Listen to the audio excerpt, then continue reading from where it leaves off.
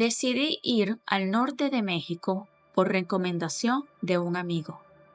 Me habló de un pequeño pueblo con un clima perfecto, gente amable y un hotel encantador con piscina. Sonaba como el lugar ideal para despejarme, relajarme un poco y olvidarme de la rutina. El viaje fue largo, pero cuando llegué, el lugar superó mis expectativas. Las calles eran tranquilas, las personas me saludaban con sonrisas y el hotel, aunque sencillo, era muy bonito. La piscina se veía perfecta y el sol abrazaba con calidez.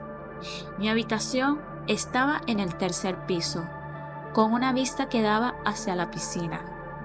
Me instalé y pronto me di cuenta de que había hecho una buena elección. Era un lugar cómodo, casi demasiado bueno para ser verdad, considerando lo poco que había pagado. Las primeras horas las pasé en la piscina, tomando el sol y disfrutando de la tranquilidad. Todo parecía perfecto. Esa noche, sin embargo, hubo un cambio, algo distinto. Mientras intentaba dormir, escuché algunos ruidos en la habitación de al lado. Al principio eran como murmullos, pero al pasar los minutos se transformaron en gritos. Una mujer estaba gritando, suplicando, y un hombre le respondía con voz agresiva. Me quedé paralizado en la cama sin moverme. Yo no sabía qué hacer. Pensé que quizás podría llamar a la policía, pero justo cuando estaba a punto de hacerlo, los gritos cesaron de golpe. Todo volvió al silencio. Me quedé allí en la cama sin poder dejar de pensar en lo que acababa de escuchar. Después de un rato, el sueño me venció y me olvidé del asunto. Al día siguiente, temprano por la mañana, en la piscina, me acerqué a un empleado que parecía amable. Le pregunté si sabía algo sobre lo que había sucedido la noche anterior en la habitación contigua, sobre los gritos de una mujer.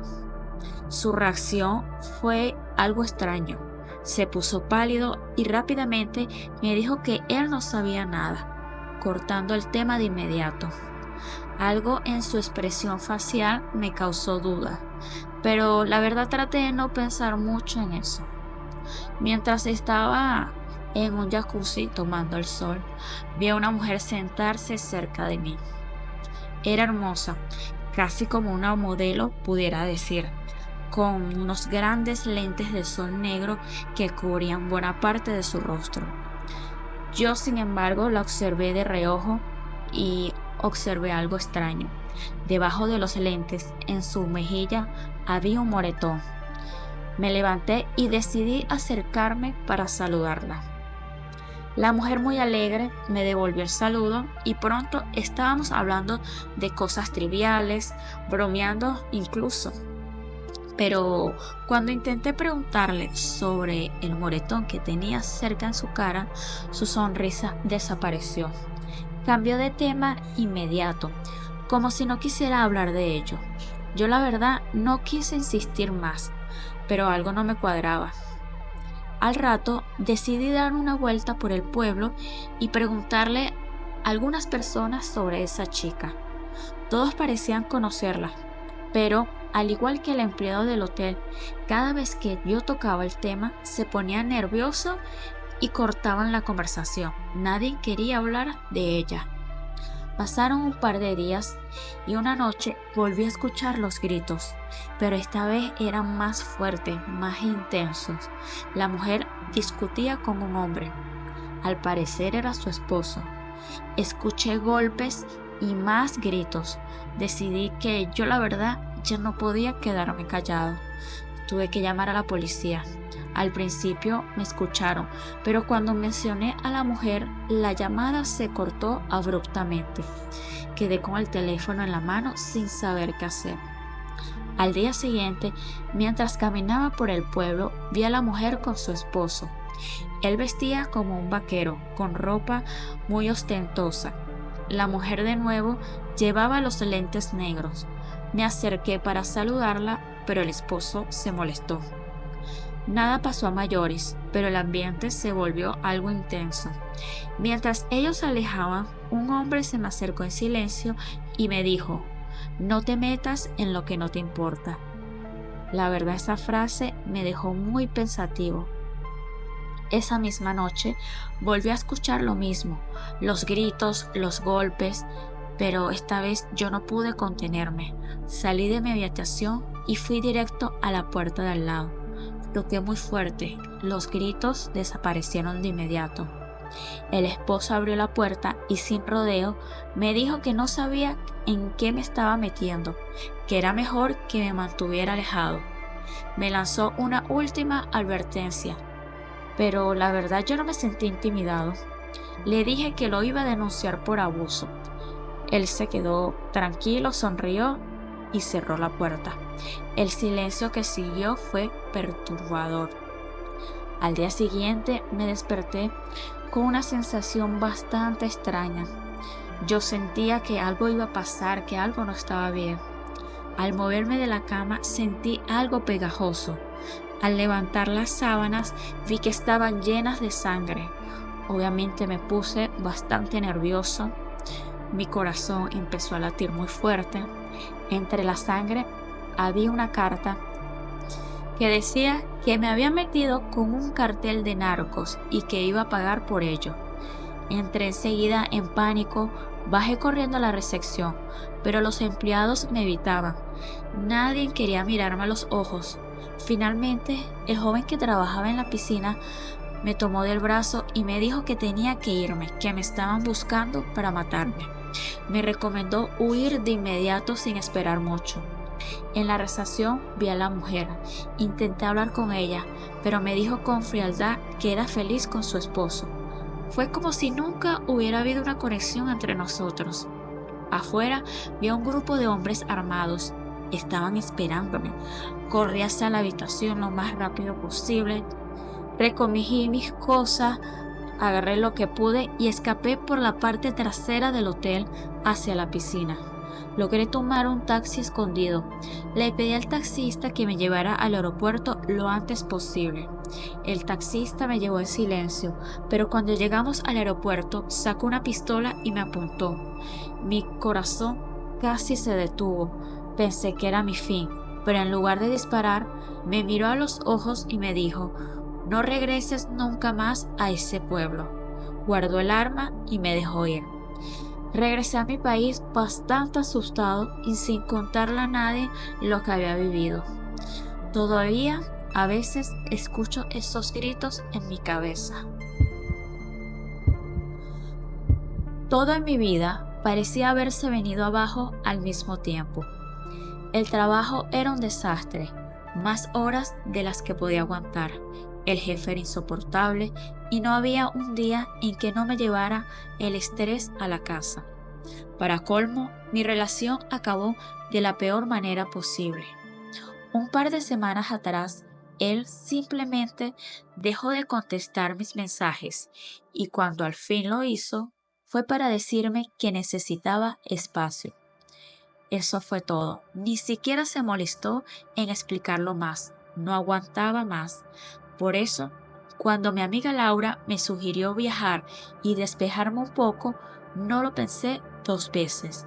Ella me habló de un pueblito en España, uno alejado de la capital de Madrid, donde la vida era tranquila y los precios muy económicos. Decidí alquilar una cabaña por un sitio web y al llegar sentí que había tomado la mejor decisión. El pueblo era encantador, casi como sacado de otro tiempo. La cabaña de madera que alquilé tenía su encanto único, estilo rústico, aunque el suelo crujía a cada paso. Me recordaba a esas casitas de cuentos de las que parecían tener vida propia. Los primeros 3 días fueron maravillosos, como un sueño. Me levantaba sin prisas, caminaba por las calles empedradas y los aldeanos me saludaban con mucha amabilidad. Era gente sencilla, de campo, vestían de manera humilde y su manera de hablar a veces me costaba entenderles por lo coloquial que eran. Sin embargo, no dejaba de sentirme muy acogida. Incluso algunos me regalaban frutas o leche fresca de sus granjas. Me sentía a kilómetros de distancia, no solo físicamente, sino emocionalmente, de todo lo que me agotaba en casa. Pero en la tercera noche, algo me sacó de mi paz, de mi tranquilidad. Estaba acostada leyendo cuando escuché un ruido en el piso de abajo. En el principio pensé que era el suelo de madera, que sonaba como siempre, pero no sé, había algo distinto esta vez. Era como si alguien estuviera caminando dentro de la casa. Me levanté con el corazón acelerado, estaba nerviosa, agarré una linterna y bajé con mucho cuidado. La verdad, no encontré a nadie, pero en la sala de estar había plumas de gallina esparcidas por el suelo y una de las ventanas estaba abierta. Me quedé paralizada. Pensé que tal vez alguna gallina del pueblo se había colado, tal vez atraída por la ventana abierta y luego se había ido. La verdad, intenté convencerme de eso y volví a la cama, pero me costó dormir mucho. Los días siguientes fueron algo tranquilos. Sin embargo, se notaba la diferencia, se notaba algo distinto. Sentía que la cama del pueblo tenía algo extraño, como si la gente me mirara de una manera diferente. Un par de días después, mientras caminaba por la plaza, noté que un grupo de mujeres me seguían. Vestían ropas muy antiguas, como si hubieran salido de otra época. Los primeros minutos yo la verdad no le di mucha importancia, pero luego me di cuenta de que lo hacían de manera muy disimulada. Aceleré el paso y después de unos minutos me di cuenta de que ya no estaban detrás de mí. Ese mismo día, durante la noche, volví a escuchar los ruidos en la casa. Otra vez ese crujido del piso y de nuevo plumas de gallina en la sala. Pero esta vez llamé a la policía del pueblo. Vinieron a revisar y cuando les expliqué lo que había pasado, se miraron entre ellos con una expresión que yo la verdad no supe cómo descifrar. La gente aquí es muy supersticiosa, me dijo uno de los policías, pero no creo que sea nada malo. Llámenos si pasa algo más grave. Se fueron sin darme más respuestas. A la mañana siguiente fui al mercado a comprar algunas cositas. Mientras caminaba entre los puestos, una niña de unos 8 años se acercó a mí y sin decir una palabra me entregó una pequeña caja de madera. La miré, pero antes de que pudiera preguntar algo, la niña salió corriendo y desapareció entre la gente. Abrí la caja y me quedé paralizada al ver lo que había dentro. La cabeza disecada de una gallina. Era grotesca, como si lo hubieran usado en algún ritual. Dejé caer la caja y corrí de vuelta a la cabaña. Decidí que iba a tomar mis cosas e irme de inmediato. Tenía muchísimo miedo. Pero cuando llegué vi algo que me congeló la sangre. El camino hacia la casa estaba lleno de plumas de gallinas y pequeñas gotas de sangre, como si alguien me estuviera guiando hacia un destino oscuro. Aún así, decidí entrar para recoger mis cosas, pero al acercarme vi que la casa estaba rodeada de velas apagadas, y desde una de las ventanas pude ver dentro que había mujeres con las mismas ropas extrañas que había visto en el pueblo. Mi corazón se aceleró. Yo sentí que alguien se acercaba por detrás. Me giré y vi a una anciana con una mirada penetrante, casi como una bruja. «Eres parte de esto ahora», me dijo con una sonrisa macabra. «Entrégate». Sin pensarlo 2 veces, me eché a correr hacia los matorrales mientras escuchaba los pasos de esas mujeres detrás de mí. Corrí como nunca, tropezando y cayendo con rocas, pero pude escapar. En el proceso perdí mi teléfono, pero la verdad no me importaba. Solo quería llegar a la estación de policía. Cuando finalmente lo logré, los agentes volvieron a la cabaña conmigo. Para mi sorpresa, no encontraron ninguna pista de lo que había visto. No había plumas, no había sangre, no había velas, ni tampoco las mujeres. Me miraron como si estuviera loca, pero aún así recogí mis cosas y me fui de ese lugar maldito. Ya estaba en casa y el tiempo fue surgiendo, todo se fue calmando, aunque honestamente todavía no podía sacar de mi mente todo lo que había vivido. No fue para nada fácil. Un par de semanas después recuperé mi número telefónico y compré un nuevo móvil. Una noche, justo antes de irme a dormir, recibí un mensaje de un número desconocido de España. El mensaje decía: "Te estamos esperando, no te olvides de nosotros". Mi tía Marta, siendo honestos, no sé ni cómo empezar a describirla. Vivía en la misma cuadra que yo y todos la conocíamos como el ventilador. No era solo por la cantidad de chisme que soltaba, sino porque siempre estaba moviendo la cabeza de un lado a otro, mirando todo lo que pasaba a su alrededor. Se sentaba en el porche de su casa todas las tardes, como si fuera su oficina, con su silla de plástico de esas baratas, y ahí se quedaba, vigilando cada movimiento del barrio.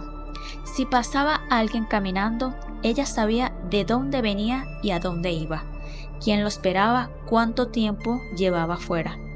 Nadie escapaba de su mirada. Pero mi tía no era una chismosa normal.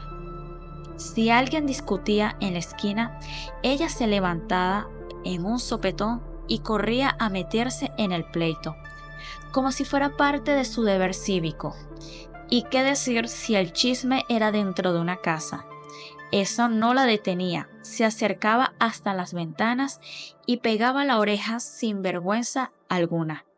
La gente se reía, pero también la evitaba. Nadie quería ser la comidilla de mi tía Marta. Una vez, cuando yo era chico, una vecina estaba discutiendo a gritos con su esposo. Y ahí estaba mi tía Marta, asomada por la ventana, tan cerca que parecía que iba a meter la cabeza dentro. Mi mamá siempre me decía: "Tu tía no tiene remedio. Algún día se va a meter en un lío del que no va a poder salir". Yo me reía, pero esa frase se me quedó grabada en la mente. Y vaya que sí tuvo bastante razón. Resulta que en la cuadra vivía un vecino que todos les teníamos miedo, el borracho.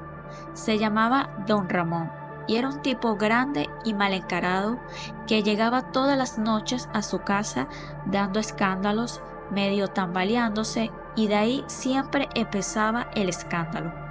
Los gritos se escuchaban desde afuera, las peleas con su esposa, los niños llorando. Era una pesadilla que se repetía casi a diario, pero cada vez que alguien intentaba intervenir o llamar a la policía, la mujer de don Ramón lo defendía. "Es mi esposo", decía ella, y volvía con él como si nada. Una noche, como a las 2 de la mañana, don Ramón llegó más borracho que de costumbre.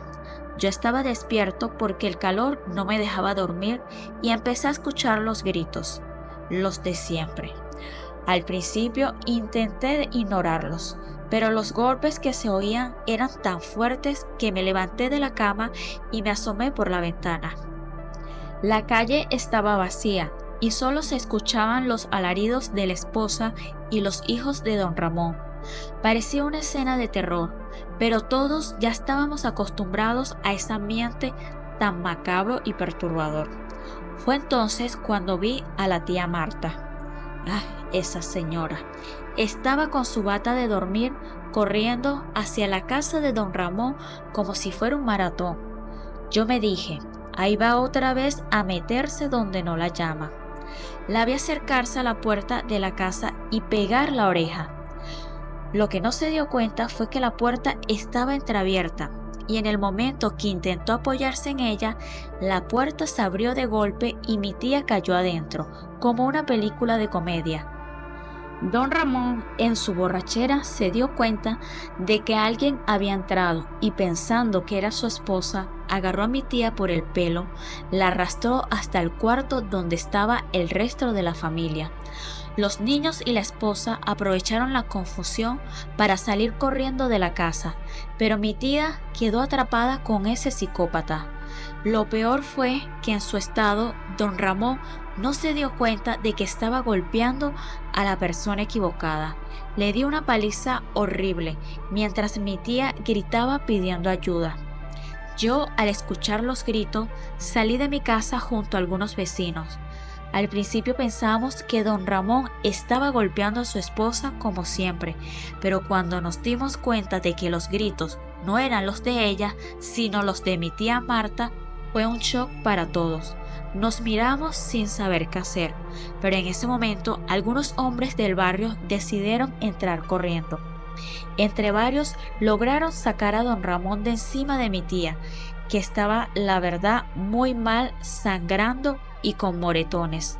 El borracho estaba tan perdido que apenas ofreció resistencia y lo arrastraron a la calle, donde lo dejaron tirado hasta que se durmió en plena acera. Llamamos a la ambulancia y llevamos a mi tía al hospital. Tuvo varias costillas fracturadas, una pierna con los ligamentos rotos y un hombro dislocado. El médico dijo que había tenido suerte de salir viva, pero el pueblo, como siempre, no perdió la oportunidad de hacer sus comentarios. La gente decía que al final mi tía había pagado por ser tan chismosa, que era la ironía del destino. Esa noche, como una marca en la historia del barrio, todos se reunieron en la casa de don Ramón para ver lo que había pasado, y mi tía se convirtió en una especie de leyenda local.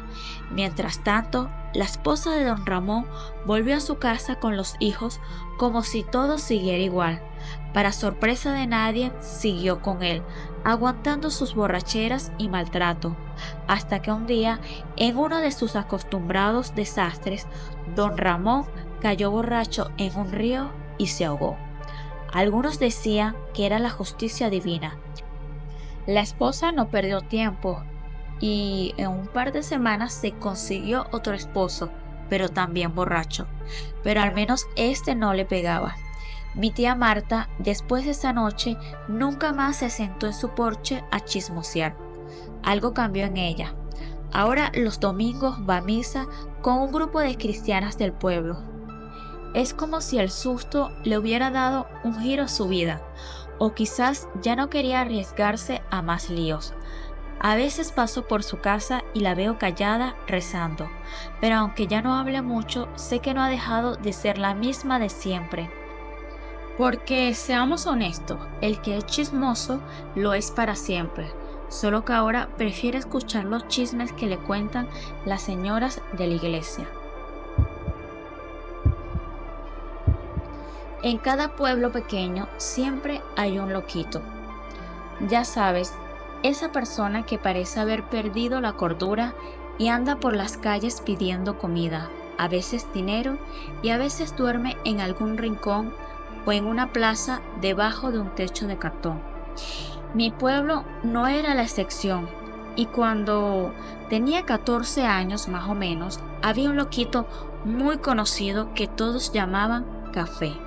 Nunca supe si ese era su verdadero nombre o si le decían así porque le gustaba mucho tomar café. Lo cierto es que él siempre andaba con una sonrisa medio perdida, pidiendo ayuda y hablando solo. Café no era violento, eso sí tengo que decir. De hecho, muchos lo consideraban inofensivo. Se le veía vagar por las calles, recogiendo cosas que nadie quería o comiendo las sobras que algún alma caritativa le daba. A veces se sentaba en la plaza y parecía que tenía largas conversaciones con alguien invisible. Yo nunca me acerqué demasiado, la verdad me daba algo de miedo. No era que creyera que me iba a hacer algo, pero a esa edad no sabes bien cómo lidiar con la locura y más fácil mirar de lejos y reírte con los amigos. Justamente eso era lo que yo hacía con mi amigo Miguel. Una tarde, después de salir del colegio, vimos a Café haciendo lo que siempre hacía, revolviendo bolsas de basura en busca de algo útil. Esa vez, sin embargo, nos llamó la atención porque llevaba una bolsa grande y parecía que le costaba cargarla. La bolsa estaba llena de algo pesado, pero no podíamos ver qué era. Por simple aburrimiento decidimos seguirlo de lejos sin que nos viera. Total, no teníamos nada mejor que hacer esa tarde. Café caminó por la plaza. Como de costumbre, se sentó en una de las bancas a hablar solo. Estaba tan metido en su propio mundo que ni se dio cuenta de que lo estábamos siguiendo. Al rato se levantó y se fue hasta la carnicería. Ahí, el carnicero, que siempre le da un poco de comida, salió y le entregó unos pedazos de carne. Café los metió en la bolsa junto con lo que fuera que ya llevaba ahí. Lo raro es que la bolsa cada vez se veía más llena, pero Café seguía como si nada, cargándola con esfuerzo pero sin detenerse. Miguel y yo estábamos a punto de rendirnos y dejar de perseguirlo. ¿Qué tenía de interesante? Solo un loquito recogiendo cosas. Pero entonces, Café hizo algo que nunca habíamos visto.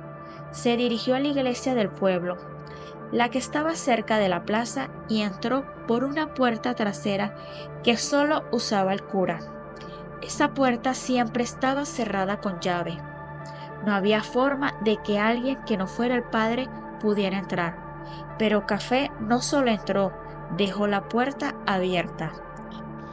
Miguel y yo nos miramos algo confundidos, pero también llenos de curiosidad. ¿Entramos?, le pregunté.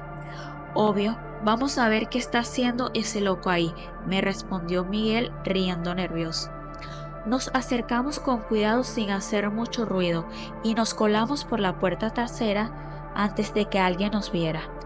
Ya dentro el ambiente se volvió extraño. No era como la iglesia normal que conocíamos. Esta parte parecía vieja, como si no lo hubieran limpiado en años. Estatuas de virgen y santos se alineaban en las paredes, pero estaban cubiertos de polvo y algunos estaban rotos. La luz era pobre, casi no iluminaba, como si alguien hubiera apagado la mayoría de las luces y solo quedara una lámpara en algún rincón. Seguimos caminando por los pasillos sintiendo una mezcla de miedo pero también curiosidad. Pasamos frente a 3 puertas. Una estaba cerrada con llave. La otra parecía una oficina con libros y papeles desordenados. Y la tercera daba a unas escaleras que descendían a un sótano. Desde el fondo del sótano se veía una luz amarillenta, opaca, como de una bombilla que estaba a punto de quemarse.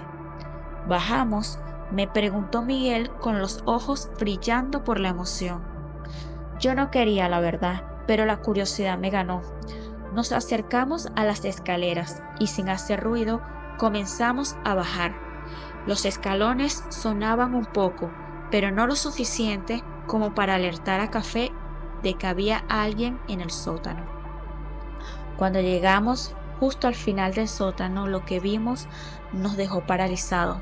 El cuarto estaba lleno de estatuas de la Virgen María, pero no eran estatuas normales. Muchas estaban rotas. Había brazos de cerámicas tirados por el piso, cabezas que parecían haber sido arrancadas y un montón de pedazos de santos esparcidos por todas partes. No entendíamos absolutamente nada, pero lo peor fue ver a Café lo que sacaba de esa curiosa bolsa. Eran animales muertos, basura y chatarra. Lo ordenaba como si tuviera un propósito, como si esos desechos tuvieran algún significado para él. En una esquina del cuarto había una pequeña cama, vieja y sucia, con muñecas rotas y juguetes desgastados alrededor. Parecía el rincón de un niño, pero lleno de objetos rotos y olvidados. Encima de la cama, en el techo, había un círculo pintado con lo que parecía ser sangre. No era un círculo normal, parecía un símbolo extraño, como algo que habríamos visto en una película de terror. Miguel y yo nos miramos sin saber si salir corriendo o seguir observando. Estábamos aterrados, pero no podíamos dejar de mirar. De repente escuchamos pasos arriba. Alguien venía. Subimos las escaleras tan rápido como pudimos, intentando no hacer ruido, pero al llegar a la puerta nos encontramos cara a cara con el cura del pueblo. Estaba furioso. Nos miró con una mezcla de enojo y sorpresa, como si hubiéramos descubierto algo que no debíamos haber visto. ¿Qué hacen aquí?, nos gritó, apretando los puños con fuerza. Nosotros no sabíamos qué decir. Estábamos demasiado asustados. El cura, con los ojos llenos de furia, nos escoltó hasta la puerta principal de la iglesia y nos echó afuera, cerrando con llave detrás de nosotros. Intentamos contarles a los otros lo que habíamos visto, pero nadie nos creyó ni una sola palabra. El cura tenía mucho peso en el pueblo, y si él negaba todo, la gente le iba a creer a él. Las historias se fue contando entre los más jóvenes del pueblo, y algunos decían que era solo una de nuestras travesuras, pero Miguel y yo sabíamos la verdad. Había algo raro en ese sótano, algo perturbador, que no tenía nada que ver con lo que una iglesia debía representar. Y Café seguía por las calles como si nada, el cura también, pero nosotros desde ese día nunca volvimos a mirar a ninguno de los dos de la misma manera. Sabíamos que algo oscuro se escondía en ese lugar, algo que no nos correspondía entender. Cuando tenía 20 años, una tormenta fuerte azotó el país y mi pueblo no fue la excepción. Las lluvias parecían interminables y en cuestión de días el agua arrasaba con todo. Nunca antes habíamos visto algo así. La gente perdió sus casas, el río se desbordó y el agua se llevó a las personas, sus pertenencias, todo.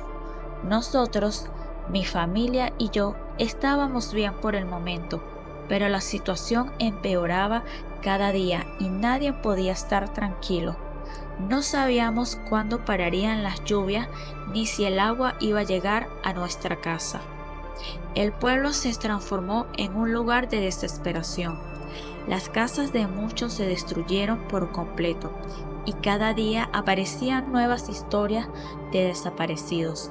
Niños lloraban a sus padres, buscaban a quienes el agua había arrebatado y el miedo se hacía más palpable en cada hora que pasaba. El agua potable comenzó a escasear, al igual que la comida. Nosotros, la verdad, éramos afortunados, pero el miedo de perderlo todo seguía presente en cada rincón de la casa. Una tarde, cuando la tormenta parecía dar una pequeña tregua, salí de la casa a buscar algo de comida para mi familia. Sabía que los mercados estaban casi vacíos, pero aún tenía esperanza de encontrar algo. Apenas había salido cuando las lluvias empezaron de nuevo y no cualquier llovizna. El cielo se oscureció rápidamente y el agua comenzó a caer con tanta fuerza que me costaba ver por dónde caminaba. Sin muchas opciones, busqué refugio en una casa abandonada que había sido arrasada por la tormenta. La mitad del techo ya no existía y las paredes estaban a punto de caerse, pero era lo único que me quedaba. Dentro de la casa el ambiente era turbio. Se sentía un silencio muy pesado, roto solo por el ruido del agua golpeando las paredes. Me senté en un rincón, intentando tranquilizarme, pero entonces comencé a escuchar ruidos raros. No era el viento, tampoco la lluvia. Era algo más. Al principio pensé que era algún animal buscando refugio, igual que yo, pero esos sonidos eran distintos. Algo como si alguien estuviera masticando, haciendo ruidos con la boca. Me levanté, algo miedoso. Las paredes destrozadas dejaban ver que esa casa había sido abandonada hacía mucho tiempo. Pero cuando caminé hacia lo que parecía ser la cocina, noté algo extraño. Alguien había estado allí recientemente. Había una olla aún tibia sobre el fuego apagado, y el olor era un olor fuerte a descomposición, un olor que llenaba el lugar. Pensé que quizás algún animal muerto estaba ahí, pero al acercarme vi algo que me congeló la sangre. Eran huesos, grandes, demasiado grandes para ser de animales. Sentí un nudo en la garganta del terror, y a pesar de que todo mi instinto me gritaba de que me fuera de ahí, yo seguía caminando y avanzando. Los ruidos de masticar se hacían más fuertes. Al final del pasillo, una de las puertas estaba apenas entreabierta. Me acerqué muy despacio, y cuando empujé la puerta, lo vi. Era el maestro Clemente. Clemente había sido un hombre muy respetado en el pueblo, un excelente maestro. Todos lo querían, y nunca nadie hubiera pensado que podría estar envuelto en algo tan macabro. Pero ahí estaba, sentado en una cama vieja, con la mirada perdida y un brazo humano, claramente cocinado en sus manos. El olor era insoportable. El brazo que estaba comiendo era el de una mujer joven, aún con el anillo de matrimonio en el dedo. Di un paso atrás horrorizado y sin poder evitarlo, pegué un grito ahogado.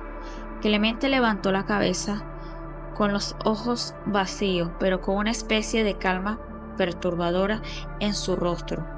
Me miró y con una voz baja pero clara me dijo: «La carne humana es deliciosa, ¿sabes? Cuando te acostumbras no puedes parar». Yo no podía moverme del miedo. Mi cuerpo entero estaba paralizado, pero mi mente corría en mil direcciones. ¿Cómo había llegado hasta ahí? ¿Cómo el maestro Clemente, el mismo hombre que había enseñado a generaciones de niños, había caído tan bajo? Perdí a mi familia, continuó mientras seguía comiendo. Las lluvias se lo llevaron y a mí me dejaron aquí. No tenía otra opción. No sabía si llorar o gritar. Mis piernas comenzaron a temblar y supe que debía salir de allí cuanto antes. Pero cuando di un paso atrás, él se dio cuenta de que yo estaba asustado. «¿Vas a contarle a alguien?», me preguntó, dejando el brazo en la cama. «No puedes hacerlo. Si sales de aquí, te aseguro que nadie te creerá. Y si me delatas, te comeré también». Antes de que pudiera responder, se levantó de la cama y comenzó a acercarse. Sentí que me iba a dar un infarto. Mis pies se movían solos, retrocediendo, pero el miedo me hacía torpe. Justo cuando estaba a punto de darme alcance, tropecé con una tabla rota del piso y caí. Clemente se abalanzó sobre mí intentando agarrarme. Desesperado, busqué algo con que defenderme y encontré un pedazo de madera tirado en el suelo. Lo agarré con todas mis fuerzas y lo golpeé en la cara.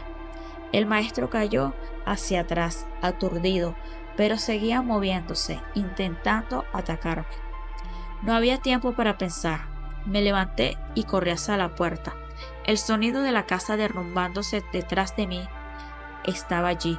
La lluvia había empeorado tanto que las paredes comenzaron a ceder y el agua inundaba todo el interior. Cuando estaba a punto de salir, sentí una mano agarrándome del brazo. Era él, Clemente, cubierto de escombros, intentando detenerme. En un acto desesperado, logré quitármelo de encima y corrí fuera de la casa. Apenas salí, las paredes del techo colapsaron por completo. Clemente quedó atrapado dentro de los escombros. Corrí por las calles inundadas, buscando ayuda, pero la tormenta era tan fuerte que tuve que refugiarme en otro lugar hasta que parara un poco. Cuando por fin pude alertar a otros del pueblo, nadie me creyó, obviamente. No podían imaginar que el maestro Clemente, el hombre que todos admiraban, hubiera caído en la locura y se hubiera convertido en un caníbal. Incluso cuando las lluvias cesaron y la gente comenzó a reconstruir el pueblo, nadie quería buscar en las ruinas de esa casa. Pasaron semanas antes de que finalmente limpiaran el lugar. pero para entonces no encontraron el cuerpo del maestro Clemente. Algunos días me pregunto si moriría allí, aplastado bajo los escombros, o si de repente logró escapar. El miedo de que haya sobrevivido y se haya mudado a otro pueblo a continuar con su macabra nueva vida me seguía persiguiendo hasta el día de hoy.